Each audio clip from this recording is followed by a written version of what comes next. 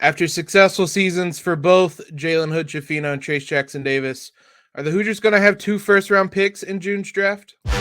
You are Locked On Hoosiers, your daily podcast on the Indiana Hoosiers. Part of the Locked On Podcast Network, your team every day.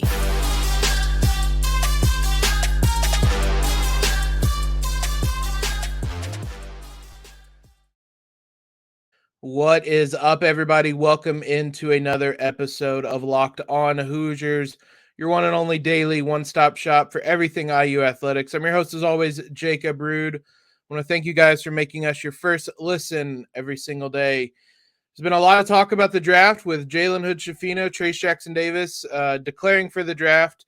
We also have Grace Berger entering in the WNBA draft. So to try to talk and decipher everything going on, we brought on friend of the show, Mark Schindler, who he does lots of things. He's a writer at Dime, WNBA, host of the They Got Now podcast, and for the purpose of our podcast today, covers the draft as well. We were just talking before we came on, Mark, that it was a chaotic time, but the tournament is done. And how exciting was it to watch both the men's and women's tournaments this year?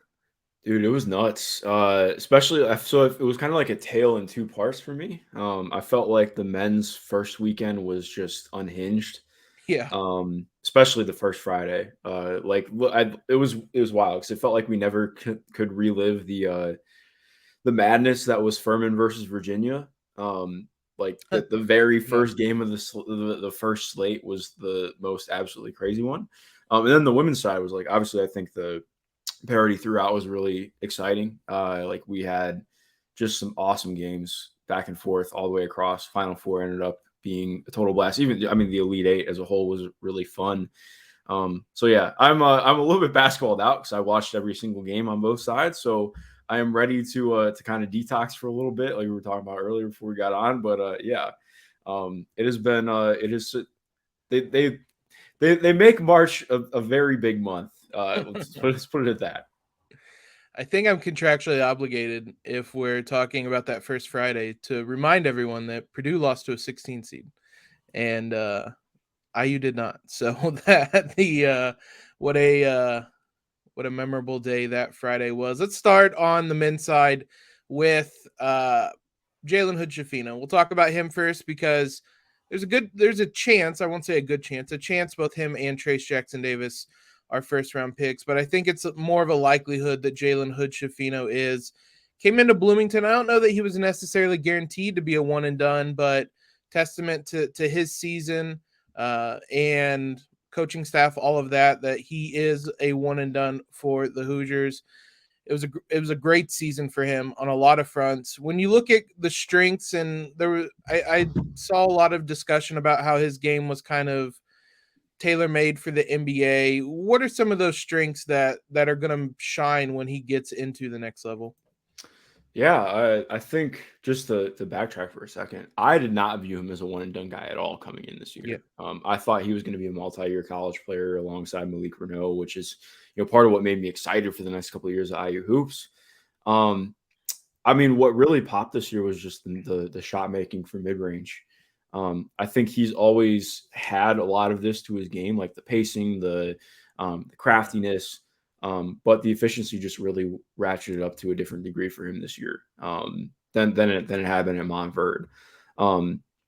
And I think that was really exciting to see. Like, obviously the defense as well, I think, was there present throughout the year. Obviously, tournament not quite as much, but looking at that was really cool. I think where I tend to, and this is not me trying to get negative, but I think, like, in just being honest and where he's at as a prospect, I'm just not as high on his playmaking as I think some others are. I think the accuracy on passes is really cool, but overall, like, I don't really think he's a super creative playmaker, and the decision-making at times can be pretty mind-boggling. Which, granted, like, he's a young player, he's a true freshman this year, but that's just, like, being honest. I think a lot of it comes back to what the shot was for me this year. And I discussed it a lot on here. He was such an interesting player as like a creator, because he had the flashy passes. He had the moments where it looked really good. But then he had a lot of moments with just a lot of like, what was that pass? Like, what were you doing? Why did you make that type of decision? And as you said, some of it might just be he was a freshman. He was the guy, and I don't know if he certainly didn't expect to be the guy coming into the season before Xavier Johnson's injury. But it's also at the same time, it felt like he had a pretty good feel for the game, which is kind of hard to quantify, but it it came in a lot of different ways, whether with his shot making or just kind of knowing what the moment needed. Maybe he didn't execute it all the time, but is that something that you saw, and is that something you think can translate to the next level too? Yeah, for sure. I think he has a solid feel for the game. That's again, like you mentioned, this one has been present since Montverde.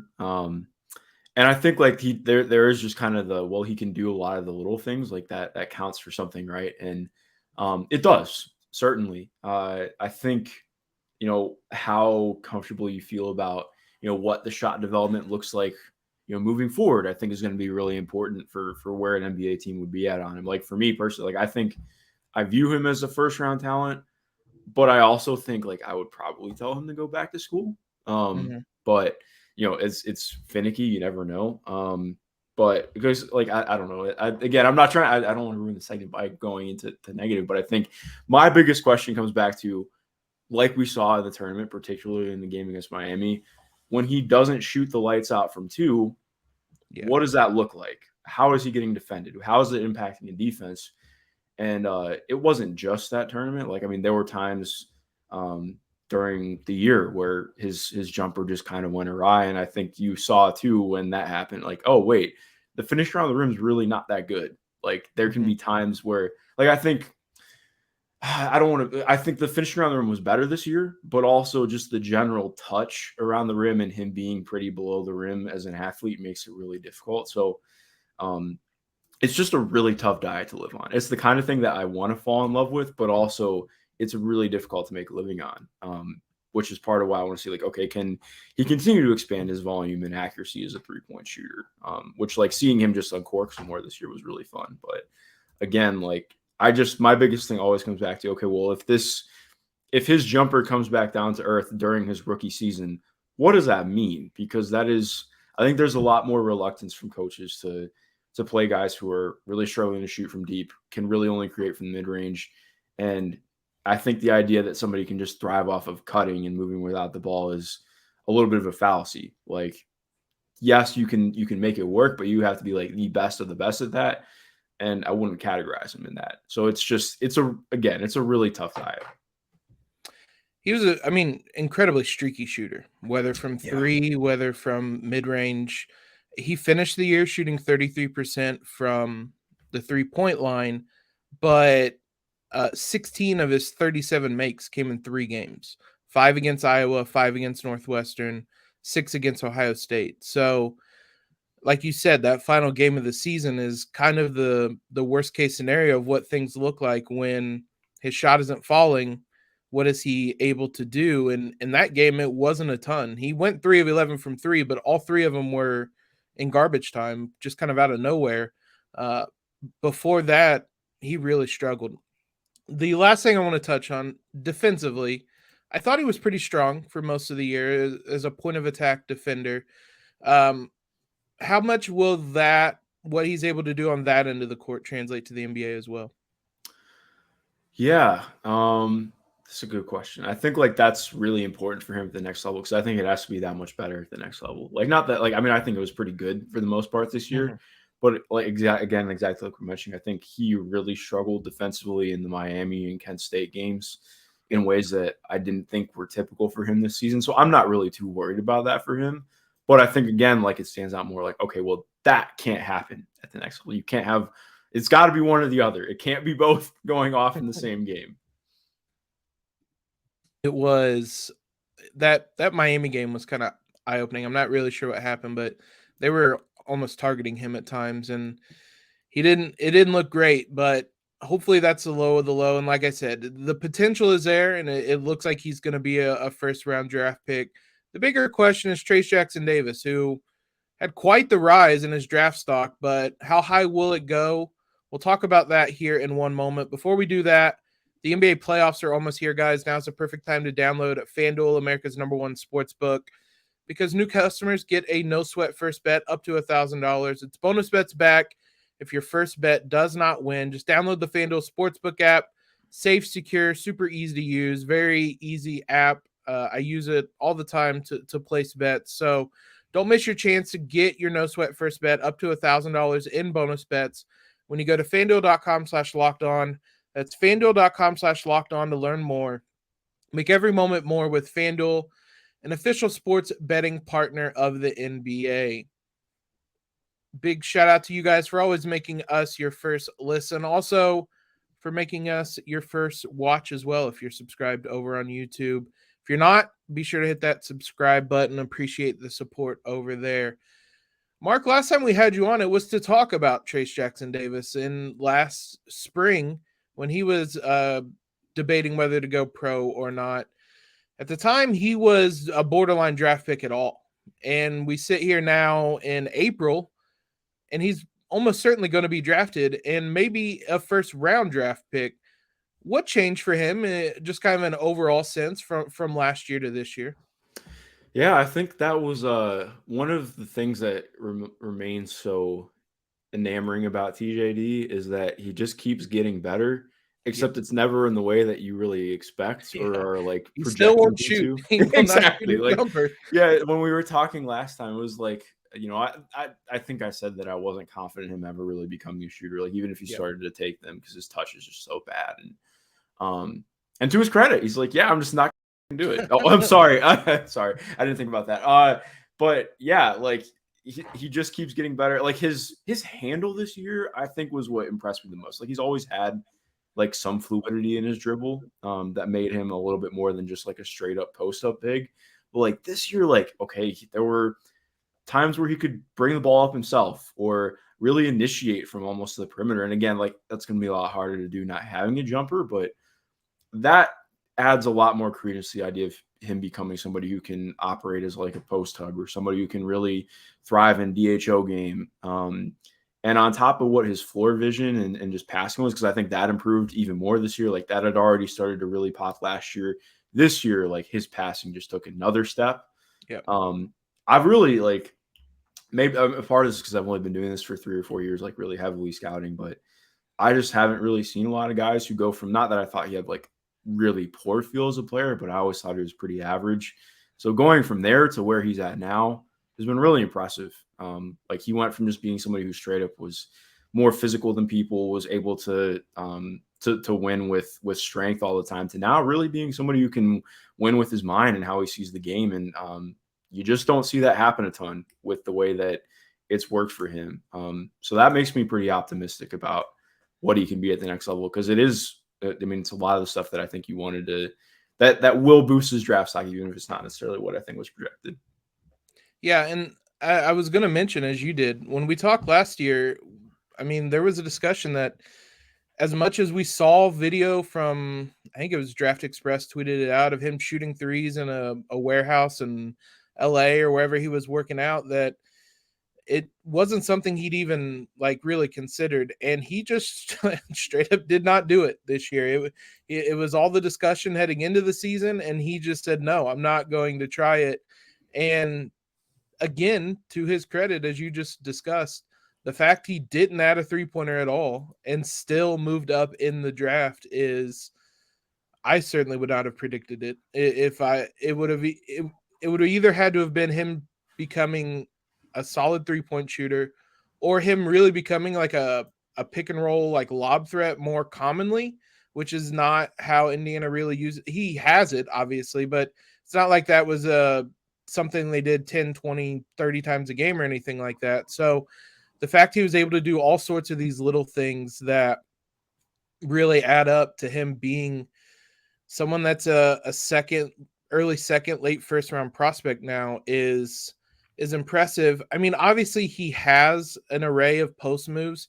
Is that something he's even really going to be able to showcase both in the modern NBA and when he is, I think he's listed at 6'9" and played center? Is he even really going to get much of a chance to do that at the next level? Yeah, I think that's a good question. Part of like to again, to backtrack a little bit, I think part of what's interesting with, like you mentioned, they really did not run a lot of pick and roll with him. Mm-mm. Part of that is the guards that they had, to be fair too, but also like I think like that's very much so going to be something that he needs to do a lot at the next level. And that's part of why I was excited about the playmaking growth, because I think, we went from last year, I was like, well, maybe he can do some of the short roll stuff, to now I'm like, I'm pretty in on him being able to be a short roll guy.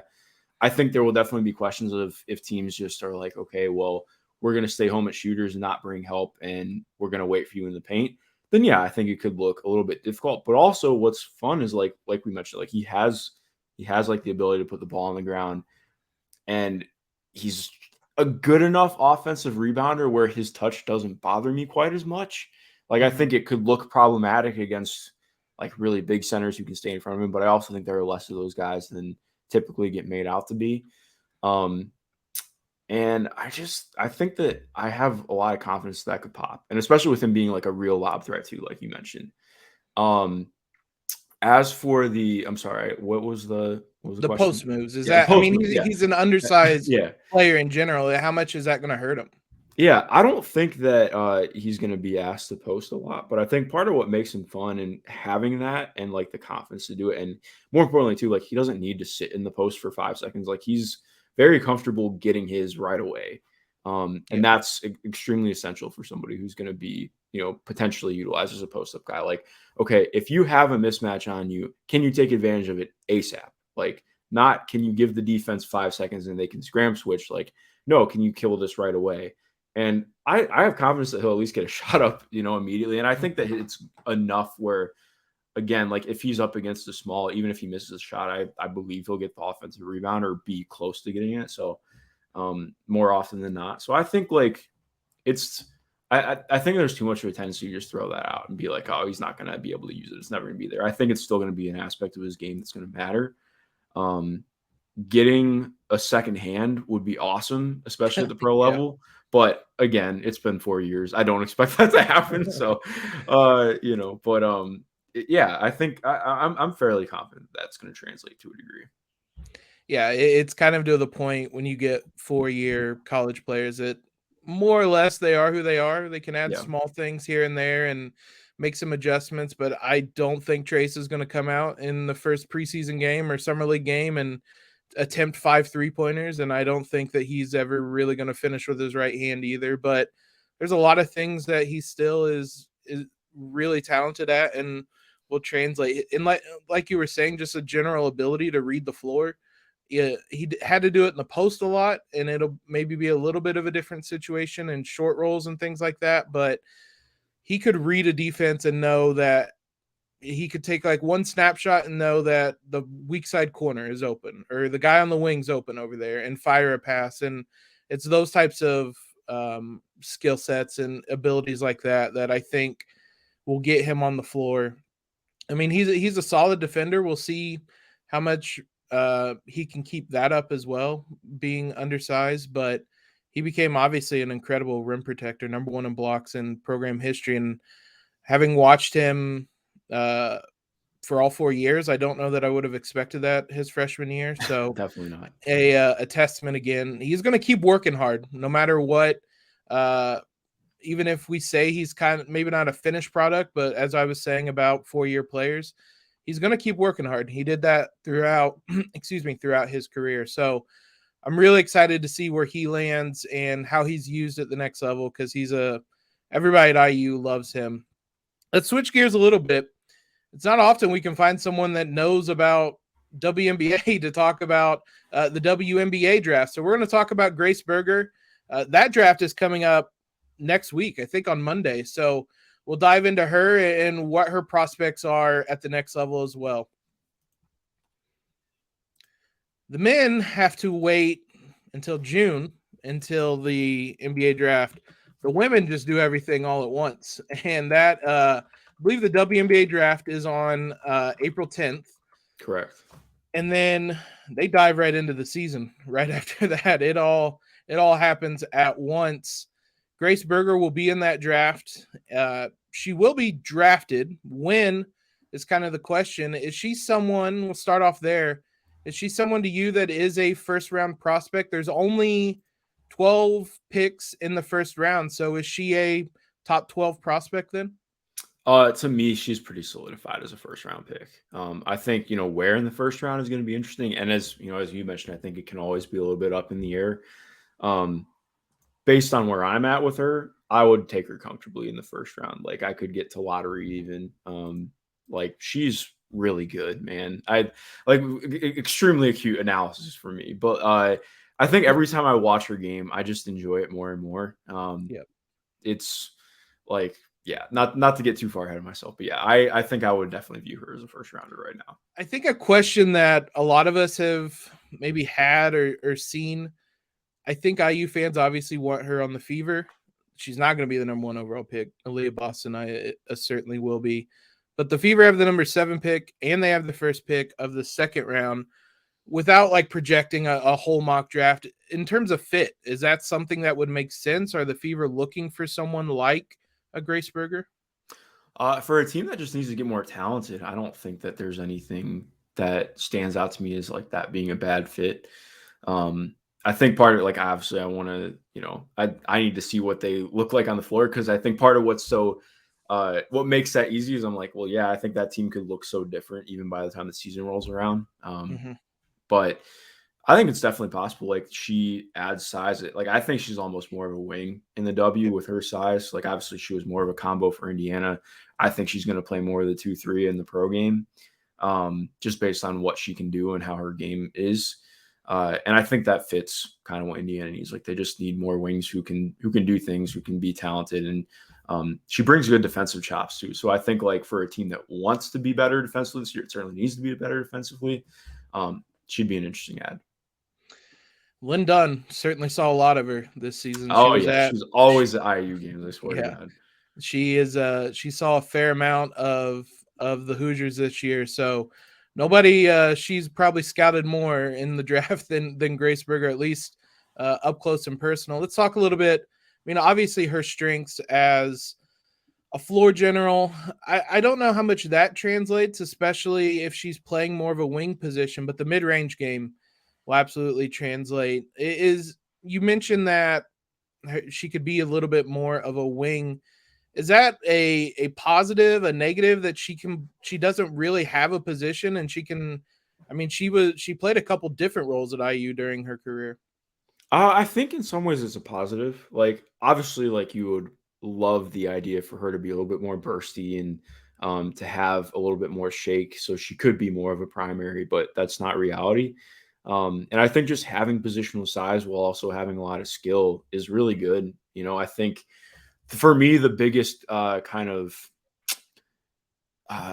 drop off is the wrong way to put it, but like you're either an all-star wing in the W or you're not in the W as a wing. Like it is really difficult to find wings who can legitimately play like 2, 3, 4, because so much of the as we know with the NBA too, like so much of being a wing is quote unquote being versatile, but also like one of the things that's really important to remember that I've really had to learn in the W scouting space is like it's really difficult to be potentially versatile in the WNBA. Like there are not roster spots and roster security in the same way there is in the NBA. So you don't really get to just play on potential. Like you have to be able to impact the game immediately. You have to be good immediately. You have to be able to really contribute. Otherwise, somebody else is getting signed to be in your spot. Like, so I think to me, when I look at somebody like Grace who brings versatility while also being able to, I think she's gonna be able to impact the game right away. I don't have questions about her as an athlete. Like, is she traditionally athletic? No, but she's really laterally quick. She's really strong. I think those things matter a ton, especially that's why I'd project her more as a wing. Like, I think she could get into her post game a little bit more, which is very good. So yeah, I think there's a lot to be excited about with what she brings. I think it's that versatility that'll probably help her a lot too, because she did a lot of things. She could play make, she could rebound, she could defend, she could score, obviously, in the mid-range, as you said. The one thing she didn't really do, not a lot, she did it a little bit once she came back from injury and to positive effect, but three-pointer is just not something that was really in her arsenal all season long, for most of her career. Again, we kind of had this discussion with Trayce that, I mean, there's a little bit more there with her having shot it. And again, she was good from when she came back January 8th on. She shot 42% from three, but on one attempt per game. How much will that hold her back, especially if she's kind of projecting maybe a little bit more as a wing than a point guard? That's a good question. I think it's something I've tried to go back on a lot. Part of what's so interesting with her, and I try to remind myself to like not get like I don't know, like it's one of the things that I still feel like I'm jostling with, mentally on how I scout things. Her jumper is just so technical. It's so good. It's fundamental. It's really sound. Like all of her mechanics look really good. She just doesn't take them. So I think it's less about me being worried about her being able to take threes. I think it's more about just mentally getting to the point where she's like, all right, I have to do this. Or like having an organization that wants her to do it, or is really telling her to do it. Because for whatever reason, that just wasn't the thing with Terry Morin this year. Like, not that they didn't, like they had like very designated 3-point shooters. It was like, all right, well, I mean, we have Sydney Parrish and Sarah Scalia and Yarden Garzone. So like, what does it matter? Which is a fair point. But I think like at the next level, I'm with you too. Like, I think that she's going to need to add that. But I think part of the reason I'm really high on her is that I'm bullish on that happening because of just how good her touch is overall. Like not even just on jumpers, but like she's not really a big floater person, but like her touch game in the post and her ability to, as much as it can be looked on as like a negative that she's not like really creating a ton of space, that she's able to still score over people or through people is really a good indicator of what her touch is like. And I think too, like we've seen a ton of like just players who have come into the W with a similar kind of trajectory of like, okay, they haven't really shot a ton in college. They're able to work on like they've had the indicators before and they're able to really expand out. And like, do I ever think she's going to be a crazy high volume 3-point shooter? Probably not. Is she going to do it off movement? I doubt it, but I think that she'll be pretty comfortable taking open shots.